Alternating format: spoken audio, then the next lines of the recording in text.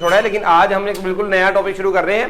और मैंने आपको फर्स्ट डे क्लास में बताया था शायद आपको, रीजनिंग की दो टाइप होती है। I told you in the first class, एक होती है डिडक्टिव और एक होती है इंडक्टिव। बताया था मैंने आपको।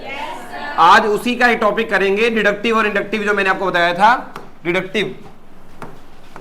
डिडक्टिव और इंडक्टिव, डिडक्टिव और इंडक्टिव जो दो तरह की रीजनिंग होती है, डिडक्टिव रीजनिंग और इंडक्टिव रीजनिंग। तो दोस्तों आज इसके ऊपर थोड़ी सी चर्चा करते हैं, दोनों चीजें क्या हैं, और फिर इसमें से एक टॉपिक बनता है डिडक्शन। वो टॉपिक हम शुरू करेंगे।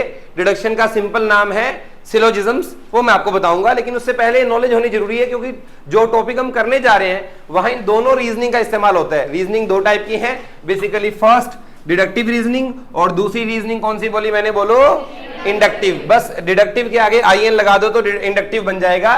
डिडक्टिव और इंडक्टिव क्या है आइए समझते हैं with the help of one example.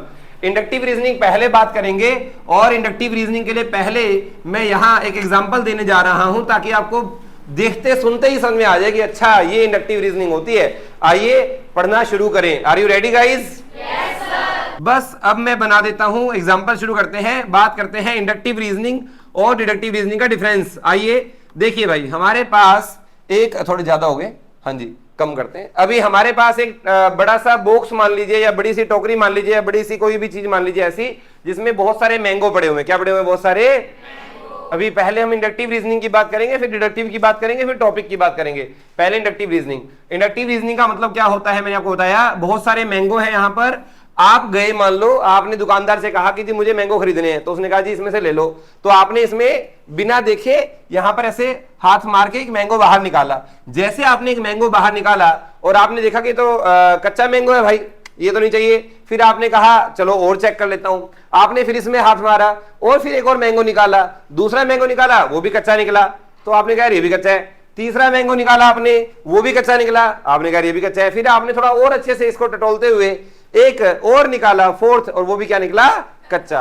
अब फाइनली आपने बोला दुकानदार से कि इसके अलावा भी आपके पास कुछ और है या यही है? वो बोला यही है जी, इसी में से ले लो जो भी लेना है। आपने कंक्लूजन निकाल लिया है अपनी तरफ से कि इसमें सारे मैंगो क्या हैं, लेकिन क्या आपने सारे चेक किए?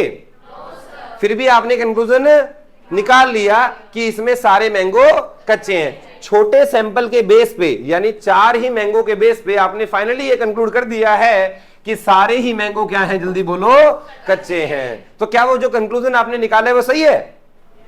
हाँ, दोबारा सुनो। आपने 4 मैंगो निकाले, चारों के चारों कच्चे निकले। अगर चारों के चारों कच्चे निकले हैं तो क्या बचे हुए सारे मैंगो कच्चे हैं? Are you sure?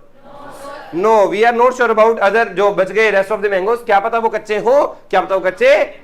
लेकिन हमने फिर भी 4 के बेस पे कंक्लूजन निकाल लिया है, और हम दुकानदार से पूछ चुके हैं कि भाई और भी कुछ है कि यही है तेरे पास? उसने कहा जी यही है जी, इसमें से ले लो। आपने कहा नहीं नहीं, इसमें तो सारे मैंगो क्या है, कच्चे हैं। तो जो कंक्लूजन आपने निकाला है उसको बोलते हैं इंडक्टिव रीजनिंग। यानी ऐसा कंक्लूजन निकालना जो 4 या 5 सैंपल के बेस पे आपने पूरी टोकरी में जितने भी भरे हुए, जितना भी था इसके अंदर, 1000 थे, 5000 थे, 10 थे, 2 थे, जितने भी थे, आपने सबको कच्चा बोल दिया। इस तरह की रीजनिंग को बोलते हैं इंडक्टिव रीजनिंग, जहां आप 4 के बेस पर फाइनली सारे को जज कर रहे हो। एग्जांपल एक और ले लेते हैं। मान लो आप किसी दुकान पे गए, आपने उससे कहा कि कुछ कपड़े दिखाओ, कुछ भी आप लेने गए, मान लो शर्ट लेने गए, पैंट लेने गए, जो भी आप लेने गए। उसने आपको 4 या 5 सैंपल दिखाए, जो भी वो दिखा सकता था। आपने कहा कुछ अच्छा दिखाओ, ये क्या दिखा रहे हो? उसने और दिखाया, 2-4 और चीजें दिखाई। आपने कहा ढंग का दिखाओ, और 4-5 दिखाने के बाद आपने कहा कुछ और है आपके पास? उसने कहा जी हाँ मैं दिखा देता हूं। उसने 2 और दिखा दिए।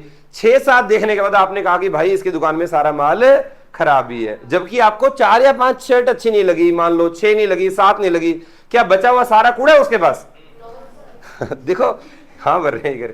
पॉइंट ये है, आपने छोटे सैंपल के बेस पे, यहाँ के समझना क्या है, छोटे सैंपल के बेस पे आपने बड़ी चीज को फाइनली कंक्लूड कर दिया कि इसमें सारे मैंगो क्या हैं, कच्चे हैं। ऐसी रीजनिंग को क्या बोलते हैं? इंडक्टिव। फिर डिडक्टिव कौन सी होती है? जहां पर कुछ डिडक्ट हो जाए। इस बात पे आ जाओ, क्या हो जाए? वहां से कुछ हो जाए। जैसे अगर स्टेटमेंट में कहा जाए, अब मैं आता हूं इस तरह की रीजनिंग पे, स्टेटमेंट में कहा जाए ऑल फ्रूट्स आर स्वीट, सारे फ्रूट क्या है, जल्दी बोलो, क्या होता है स्वीट?